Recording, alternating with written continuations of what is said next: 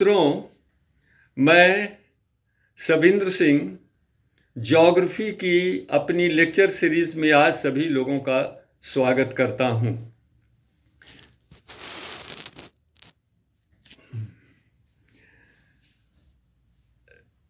तापीय संकल्पना के विपरीत कई आपत्तियां प्रस्तुत की गई हैं। Several objections have been raised against thermal origin of monsoon. Today, I'll discuss on the dynamic concept of origin and mechanism monsoon.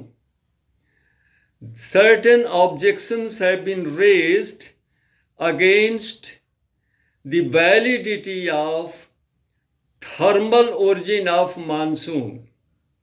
Number one, the heat loss cannot be generated because of thermal conditions, because if they are thermally induced, they must be stationary at their places at least for some time, but they are not. इस तापीय संकल्पना के विरोध में कई आपत्तियां उठाई गई हैं। नंबर एक, ये जो निम्न वायुदाब केंद्र हैं ये ताप जनित नहीं हो सकते हैं। अगर ये ताप जनित होते तो इनको अपने स्थान पर कुछ समय के लिए स्थिर होना चाहिए, जो कि स्थिर नहीं है, गतिशील होते हैं। And therefore these centers of low pressure are actually the low pressure associated with tropical cyclones. ये जो निम्न वायुदाब के केंद्र हैं वास्तव में उष्णकटिबंधीय चक्रवातों से संबंधित निम्न वायुदाब के केंद्र होते हैं। नंबर तीन, यदि धरातल पर मानसून की उत्पत्ति तापीय कारणों से होती है तो ऊपर वायुमंडल में, क्षोभ मंडल में इसके विपरीत वायु संचरण होना चाहिए, जबकि ऐसा नहीं है।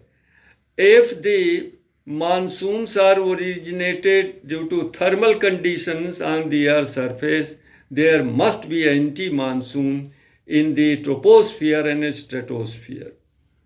नंबर चार, कई ऋतु वैज्ञानिकों ने अन्वेषण के दौरान ये पाया कि क्षोभ मंडल और ताप मंडल में मानसून हवाओं की पेटियों में और दबाव में मौसमी स्थानांतरण होता है।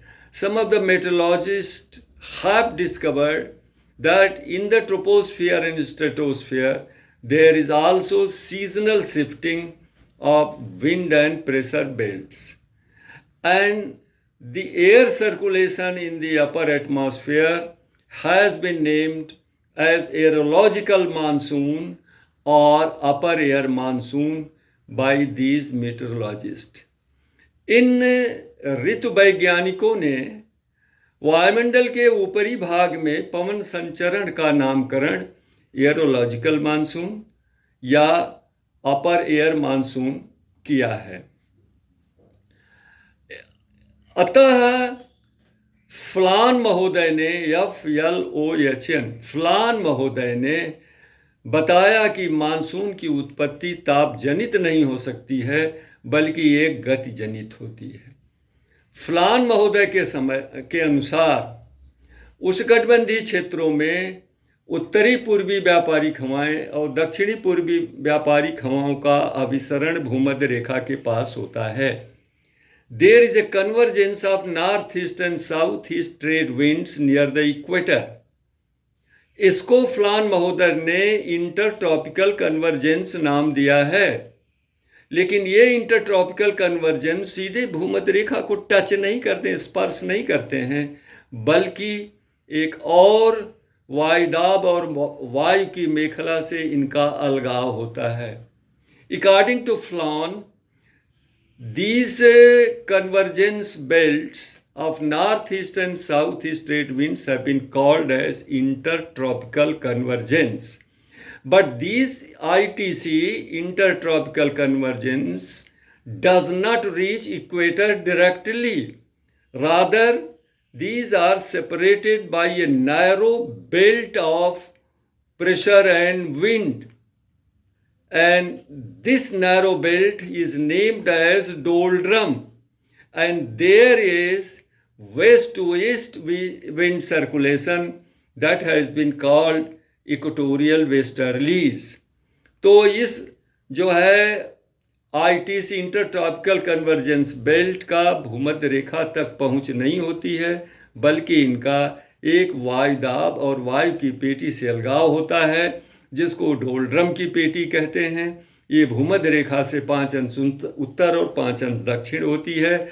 इसमें पश्चिम से पूर्व की तरफ हवा चलती है, जिसको विषुवत रेखी पछुआ हवा कहते हैं। The northern boundary of intertropical convergence is called NITC, and the southern boundary of intertropical convergence is called SITC. यानी इंटरट्रॉपिकल कन्वर्जेंस के उत्तरी सीमा को हम NITC और दक्षिणी सीमा को SITC कहते हैं। उत्तरी गोलार्ध में ग्रीष्मकाल के समय जबकि सूर्य 21 जून को कर्क रेखा पर लंबवत होता है, तो ये इंटरट्रॉपिकल कन्वर्जेंस उत्तर की तरफ खिसक करके 30 अंश अक्षांश तक पहुंच जाता है। When the sun becomes vertical over Tropic of Cancer during summer season in the northern hemisphere on 21st of June, the intertropical convergence also shifts northward and is established extended up to 30th degree north latitude, and thus it covers South and Southeast Asia। और इस तरह से NITC का विस्तार दक्षिणी और दक्षिणी पूर्वी एशिया के ऊपर हो जाता है। अतः डोल्ड्रम की पेटी भी उत्तर खिसक जाती है, तो उसकी विषुवत रेखी पछुआ हवाएं दक्षिणी और दक्षिणी पूर्वी एशिया पर स्थापित होती हैं। With the northward shifting of NITC, the belt of doldrum is also shifted northward, and therefore the equatorial westerlies are established over South and Southeast Asia। यही इक्वेटोरियल वेस्टर्लीज जो हैं वो दक्षिणी और दक्षिणी पूर्वी एशिया की ग्रीष्मकालीन या दक्षिणी पश्चिमी मानसून हवाएं होती हैं। These equatorial westerlies are really the southwestern monsoon or summer monsoon of South and Southeast Asia. Since these equatorial westerlies are associated with several tropical disturbances, cyclones, and therefore the summer monsoon rainfall is not monsoonal rainfall, rather it is cyclonic rainfall. अतः दक्षिणी और दक्षिणी पूर्वी Asia की ग्रीष्मकालीन monsoon के समय जो वर्षा होती है वो मानसूनी वर्षा नहीं होती है, बल्कि चक्रवातीय वर्षा होती है। भारत के प्रायद्वीपीय स्थिति के कारण इसके 2 भाग हो जाते हैं। एक भाग बंगाल की खाड़ी के ऊपर से आता है, दूसरा भाग जो है अरब सागर के ऊपर से आता है। Because of the tapering end of peninsular India, these southwesterly monsoons are bifurcated into 2. The one branch comes from over the Bay of Bengal, the other branch comes from over Arabian Sea। चूंकि इनके साथ चक्रवाती दशाएं होती हैं, जहां कहीं भी पर्वतीय अवरोध और स्थलीय अवरोध होता है वहां पर्याप्त वर्षा कर देती है। Since these southwesterly monsoon winds are associated with cyclonic storms, so whenever they are obstructed by the mountain barrier or land barrier, they yield copious rainfall। अब शरद काल में दक्षिणी ग्रीष्मकाल और उत्तरी शरद काल के समय स्थिति पूर्णतया बदल जाती है। अब दक्षिणी ग्रीष्मकाल अर्थात जब सूर्य की दक्षिणायन स्थिति होती है और मकर रेखा पर 22 दिसंबर को लंबवत चमकता है, लंबवत हो जाता है, तो दक्षिणी गोलार्ध में उच्च वायुदाब बनता है। There is a development of high pressure in the southern hemisphere in the southern Indian Ocean because the sun becomes vertical. Not the high pressure, but the low pressure is developed in the southern hemisphere during the southern summer and northern winter season. And the low pressure in the southern Indian Ocean is not responsible for winter monsoon of South and Southeast Asia. और दक्षिणी गोलार्ध में जो निम्न वायुदाब का केंद्र बना है, उत्तरी गोलार्ध में उच्च वायुदाब का केंद्र बना है, उसके वजह से ये जाड़े की मानसून हवाएं नहीं उत्पन्न होती हैं, बल्कि सूर्य की दक्षिणायन स्थिति के कारण NITC जो है पुनः अपने प्रारंभिक स्थिति में, मौलिक स्थिति में आ जाती है.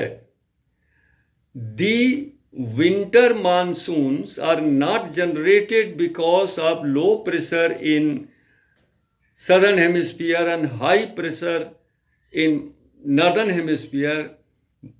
Rather, the winter monsoon are the result of re-establishment of north intertropical convergence on its original place. अर्थात NITC जो 30 अंश उत्तरी अक्षांश तक खिसक गई थी, अब वो दक्षिण की तरफ खिसक आती है और उत्तरी पूर्वी व्यापारिक हवाएं अपने प्रारंभिक स्थिति में आ जाती हैं. And therefore there is a re-establishment of northeast trade winds in the northern hemisphere over South and Southeast Asia. तो शरद काल में जो शरदकालीन मानसून हैं वास्तव में उत्तरी पूर्वी व्यापारिक हवाएं ही हैं. The winter monsoon that is called north east monsoon is in fact the north east trade winds. Since they come from over the land area, they yield no rainfall or very little rainfall. चूंकि ये उत्तरी पूर्वी व्यापारिक हवाएं, आप कहें शरदकालीन उत्तरी पूर्वी मानसून हवाएं स्थलीय भाग से आती हैं, ये शुष्क होने के कारण या तो वर्षा एकदम नहीं करती हैं या बहुत कम करती हैं. लेकिन जब भी हवाएं समुद्र के ऊपर से होके आती हैं तो वर्षा प्रदान कर देती हैं, जैसे कि तमिलनाडु के पूर्वी तट पर शरद काल में, शीतकाल में पर्याप्त वर्षा होती है. But whenever these northeast trade winds, or you can say the winter northeast monsoon winds, come from over the Indian Ocean, come from over the sea surfaces, they pick up moisture and yield rainfall. For example, coming from over the Bay of Bengal, they pick up moisture and yield rainfall on the eastern coast of Tamil Nadu during winter season.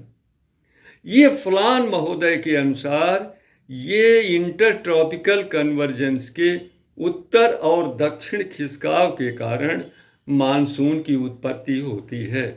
लेकिन हमें इस संकल्पना और सिद्धांत के विषय में मेरे दिमाग में कई प्रश्न उठते हैं.